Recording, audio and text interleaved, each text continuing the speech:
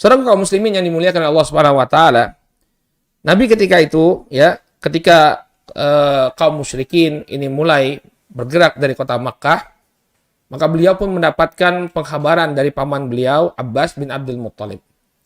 Ya, sehingga sebagian para ulama mengatakan bahwa sesungguhnya Abbas bin Abdul Muttalib ini sudah masuk Islam. Ya, beliau radhiyallahu taala anhu sudah masuk Islam, hanya saja menyembunyikan keislamannya. Maka ketika kaum musyrikin mulai bergerak menuju kota Madinah, ya, Abbas ini pun memberikan atau mengirim seorang utusan untuk mengkhabarkan kepada Nabi alaihissalatu wassalam tentang penyerangan orang-orang Quraisy. Dan kurirnya Abbas ketika itu dia menggunakan kuda yang sangat cepat, ya, sehingga waktu yang ditempuh ketika itu, ya, kalau saya tidak salah hanya 3 hari, ya, dia bisa menempuh perjalanan dari Makkah ke Madinah untuk memberikan kabar kepada Rasul Shallallahu Alaihi Wasallam agar Rasul Shallallahu Alaihi Wasallam bersiap-siap terlebih dahulu untuk menghadapi orang-orang Quraisy. Maka sampailah utusan dari Abbas bin Abdul Muttalib kepada Rasul Shallallahu Alaihi Wasallam. Kemudian ketika itu surat yang dibawa oleh utusan tersebut dibaca oleh Ubay bin Ka'ab di hadapan Rasul Shallallahu Alaihi Wasallam. Dengan demikian taulah Nabi Shallallahu Alaihi Wasallam bahwa kaum musyrikin akan segera menyerang kota Madinah. Nah, ketika itu Rasul Shallallahu Alaihi Wasallam bermimpi. Beliau Shallallahu Alaihi Wasallam bermimpi bahwa beliau menghunus pedang beliau. Dalam sebuah hadis yang diriwayatkan oleh Al-Imam Al-Bukhari dari sahabat Abu Musa Al-Asy'ari radhiyallahu taala anhu, ya, beliau Nabi SAW mengatakan, ya, qala ra'aitu fi ru'yaya anni hazaztu sayfan fanqata'a sadruh.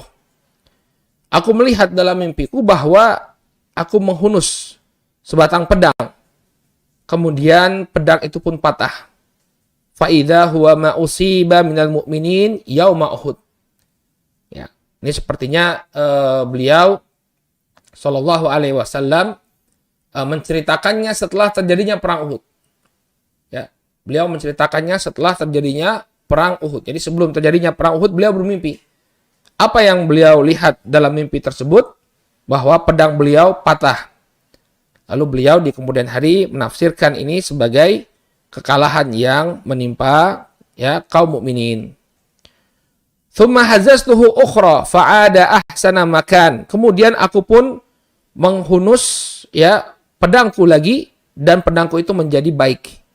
Makan, ya, ahsan makan fa idza huwa ma jaa bihillahu minal fath wajtima'il mu'minin. Ternyata ini menandakan bahwa, ya, Allah Subhanahu wa taala memberikan kemenangan dan menunjukkan bersatunya kaum muslimin.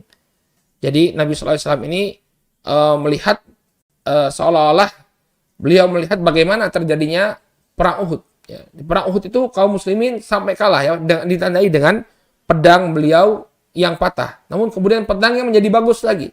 Karena nanti ada kondisi di mana Nabi Shallallahu Alaihi Wasallam sampai terjepit, ya, sampai terjepit ingin dibunuh oleh kaum musyrikin. Lalu kemudian bangkitlah para sahabat untuk melindungi beliau.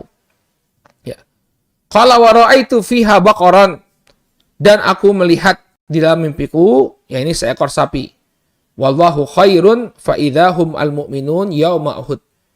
Ya, dalam riwayat yang lain bahwa sapi ini disembelih, ya, disembelihnya seekor sapi.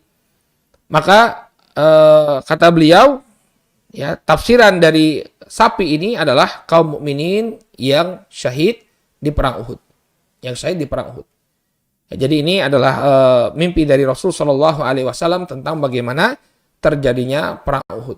Jadi nanti kaum muslimin mengalami kekalahan, namun kemudian mereka bangkit kembali untuk melindungi Rasul Shallallahu Alaihi Wasallam dan akhirnya berhasil mengusir pasukan kaum musyrikin. Dan walaupun mereka berhasil mengusir, tapi cukup banyak jatuh korban dari kaum muslimin.